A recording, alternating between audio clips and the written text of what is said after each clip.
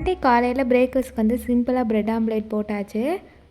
Key rice பண்ணிவிட்டு chicken gravy பண்ணிக்கலான்னு chicken மட்டும் எடுத்துகிட்டு வர சொல்லியிருந்தேன். கீ ரைஸ் பண்ணுறதுக்கு தேவையான வெங்காயம் தக்காளி எல்லாத்தையுமே கட் பண்ணி எடுத்து வச்சாச்சு. சீரக சம்பா குருணை ரைஸ் இருந்துச்சு, அதிலே பண்ணிக்கலான்னு ரைஸையும் ஊற வச்சுட்டேன். கீ ரைஸ்க்கு கொஞ்சமாக தேங்காய் பால் ஊற்றினா தான் நல்லாயிருக்குன்றனால தேங்காய் பால் 2 டம்ளரும் எடுத்து வச்சாச்சு. ஒரு சைடு கீ ரைஸ் பண்ணிவிட்டு இன்னொரு சைடு வந்து சிக்கன் கிரேவியாக ரெடி பண்ணிக்கலாம்னு சொல்லிட்டு அதையும் ஒரு சைடு ரெடி பண்ணிகிட்டு இருந்தேன். மோஸ்ட்லி நான்வெஜ்ஜுக்கு வந்து நல்லெண்ணெயில் மட்டும்தான் பண்ணுவேன். அதுவும் சிக்கன்னா கண்டிப்பாக வந்து நல்லெண்ணெய் சேர்த்துட்டு தான் பண்ணுறது.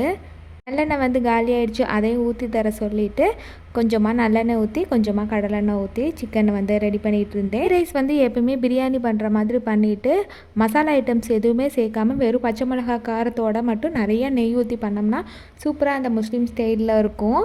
சரி, ரெடி பண்ணி தம்மில் வச்சதுக்கப்புறமா சிக்கன் கிரேவிக்கு தேவையான மசாலாலாம் வறுத்து போட்டு கிரேவியுமே சூப்பராக ரெடி பண்ணியாச்சு. இப்போ கிரேவி தண்ணியாகவும் இல்லாமல் திக்காகவும் இல்லாமல் கரெக்டாக வந்து ரெடி பண்ணிட்டேன்.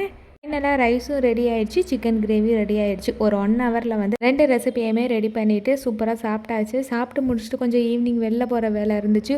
ஃப்ரூட்ஸு ஸ்நாக்ஸ் எல்லாம் வாங்கணும்னு கடைக்கு கிளம்பி அதே வாங்கிட்டு வந்தாச்சு. எனக்கு ஹனி கேக் சாப்பிட்ணும் போல் இருந்துச்சு, அதனால் கேக் வாங்குறதுக்காண்டியே மெயினாக நான் போய் கேக்கே வாங்கிட்டு வந்து சாப்பிட்டாச்சு. நாளைக்கு பார்க்கலாம்.